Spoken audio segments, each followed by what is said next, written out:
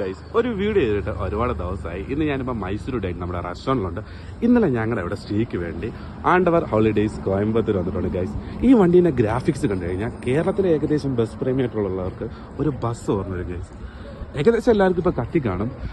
പ്രത്യേകിച്ച് ഇനി കത്താത്തവർക്ക് ഈ അവർ എഡിഷൻ ടൈമിൽ ഈ ഒരു ജീം എ കൂടെ കാണുമ്പോഴത്തേനും കത്തും ഗൈസ്.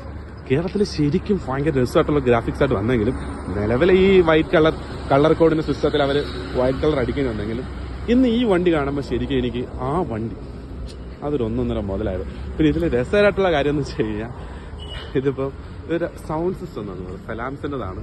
ശരിക്കും ആ വണ്ടിയും സലാംസിൻ്റെ സിസ്റ്റമായിരുന്നു ഗൈസ്.